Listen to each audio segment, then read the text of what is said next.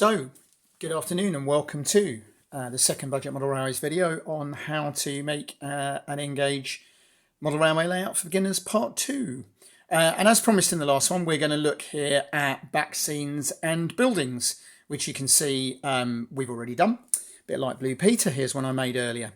So last time we spoke about how to do the baseboard and we mentioned briefly the buildings. So what we'll do is we'll talk about the back scene first, because before you put the buildings on, you're going to put the back scene on. So once you've done the baseboard, the next job to do is to put the back scenes on.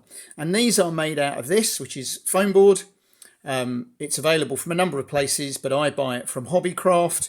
If you've got a big project, you can get 4 sheets for, I think it's £12, or one A3 sheet is £4.50, and one A3 sheet will do this. So straight away, again, not very expensive. No need to go buying hardboard and all this. What I wanted to do was do a project that didn't need any woodworking skills. So this whole layout has just been built using scissors, Stanley knife, PVA glue. Nothing too complicated, ruler and a pencil. And what we've got here, you can see the back scene quite nicely. And this is this. Put my knee in the way. Gauge Master, GM 756. Industrial back scene, small, and it fits very nicely. It's 6 inches tall, and that's how we've then got the height here of the back scene. And it's a nice industrial scene, so it works really well for this particular layout. I'm just going to move the camera a little bit. There we go. You've got a better view. Now it's really easy to fix the back scene. I'll just move the camera so that you can see there. It's just glued, and at the bottom I've used a couple of track pins nailed in to hold it while it dries with PVA. Do the 2 ends first and then do your back butted up against them. And it really is that simple. You can make the back scene in almost no time at all. Leave it to dry, and then the back scene itself, the photo back scene if you like, rather than the structural back scene, I've shown you is the Gauge Master. I stick this on using a glue stick, something like a Pritt stick, but a good quality one. I find it helps remove the bubbles that you tend to get with most other items. And again, it's quick and simple. You can get a glue stick anywhere.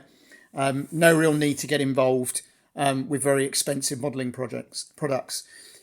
Hold it on, fold it around the edge so that it gives you a neat edge. I glue it a bit at a time, curve it round. It's a little bit fiddly, but one of the advantages using the glue stick is it doesn't dry too quickly. Get it lined up, and it will go round very nicely.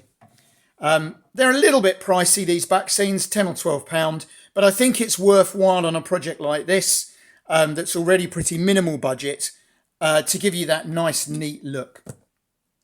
So you'll then have your back scenes, which work very well. And we've then got the buildings, and as discussed earlier, these are Metcalfe buildings. I will again put it in the description, but there we go. You've got 2 PN185s, which are the industrial units, a PN187, a PN960.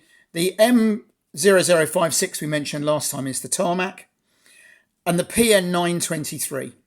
Now, some of you who are observant, and I've got down the bottom there, that's the actual photo back scene, Gauge Master 756.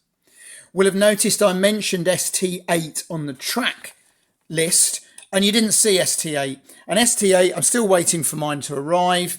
ST8 will be the buffer stops to go here, in case anybody was wondering.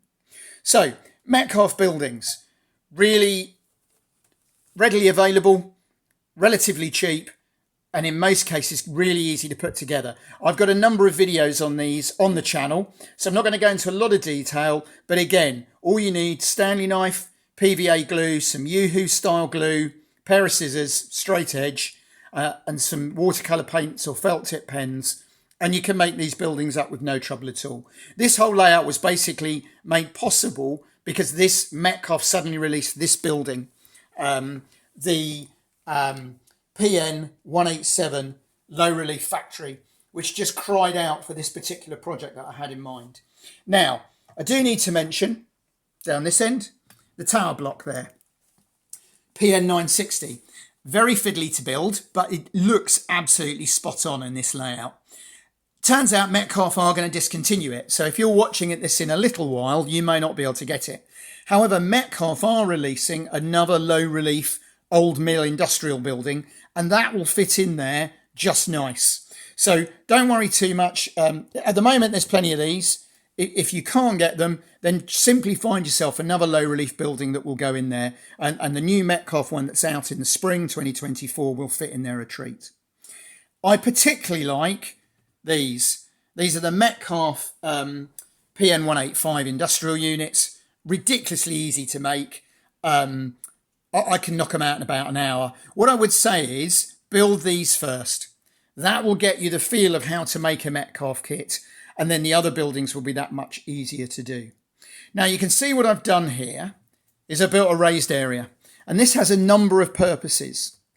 One is to hide the track going away, so we don't have to do any tunnel mouths or things like that they're a little bit hackneyed, a little bit overdone. The other big advantage is it means I can integrate a controller into the layout. Now this is our own controller. You can find it on the Budget Model Railway YouTube website. Budget Model Railway website. The box only. The electrical components you can buy from a number of places, and the video on our channel, YouTube channel, tells you what they are and where to get them. Or of course you could just use your own controller and not worry about fitting one in there.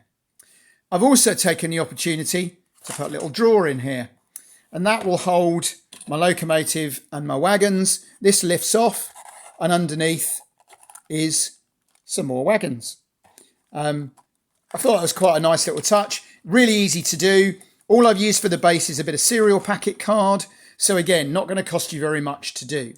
The raised area is built with foam board and cereal packet card.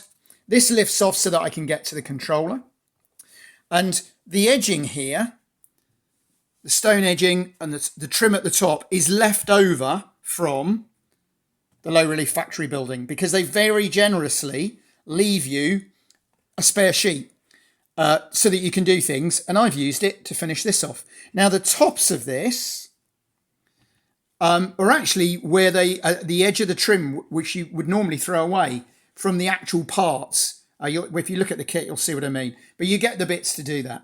I'm going to probably neaten the front up by covering it with tarmac, but I quite like that as a little touch, your controller and your locos. Now, one other thing I'll show you here.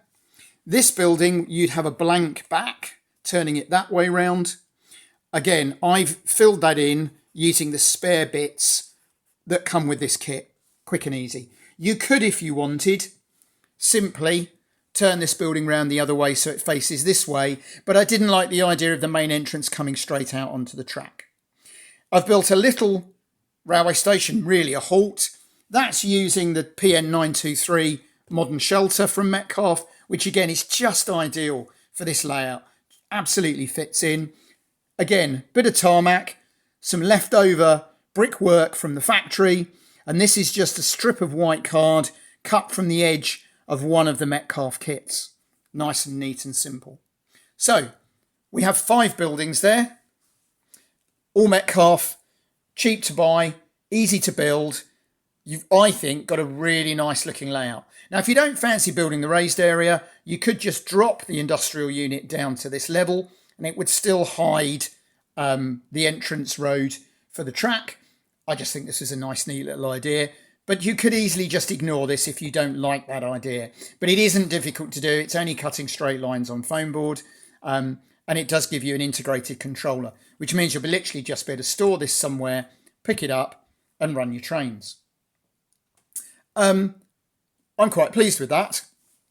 There's nothing there that anybody can make, however new you are to the hobby, however unskilled you might think you are. It's just PVA glue, Yoo-hoo, and a few evenings work. And we've got really quite a nice looking usable layout there. Now, what I'm going to do in the next video is show you some of the additions we can do to this. So some of the extras we can add, because obviously this area is a bit plain.